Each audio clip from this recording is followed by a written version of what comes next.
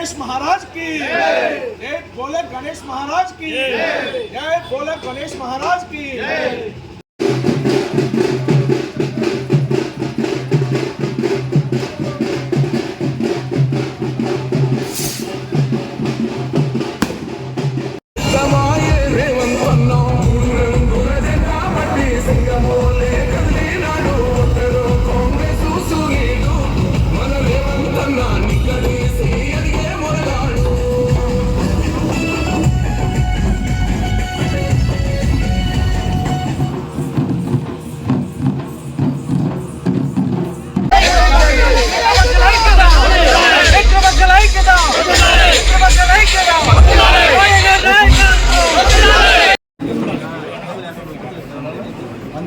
అందరికీ నమస్కారం.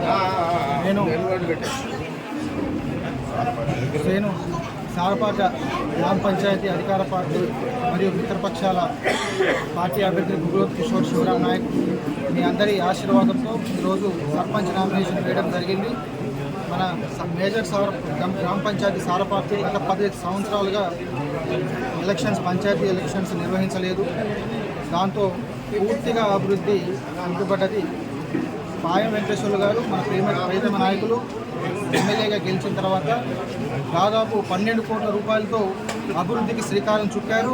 దాంట్లో 8 కోట్ల రూపాయల పనులు ఆల్రెడీ పూర్తి చేసి ఆ అభివృద్ధి ఫలాలను సారపాక గ్రామ పంచాయతీ ప్రజలకు అందించారు.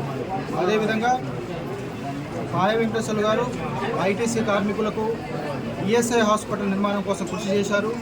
అటువంటి కృషి చేసిన బట్టి ఈఎస్ఐ నిర్మాణానికి నేను సర్పంచ్గా గెలిచిన తర్వాత త్వరగతిన స్థలం కేటాయిస్తానని చెప్పేసి మీకు హామీ ఇస్తూ ఉన్నాను. అదేవిధంగా పారిశుద్ధ్య నిర్వహణ,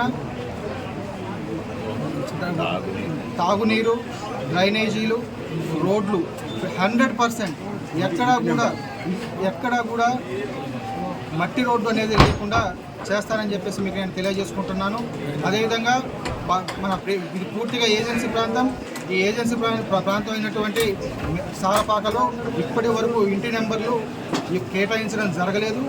ఎమ్మెల్యే గారి ప్రత్యేక చొరవతో ఇంటి నెంబర్లు వెంటనే గెలిచిన 2 నెలల్లో కేటాయిస్తామని చెప్పేసి మేము హామీ ఇస్తూ ఉన్నాం.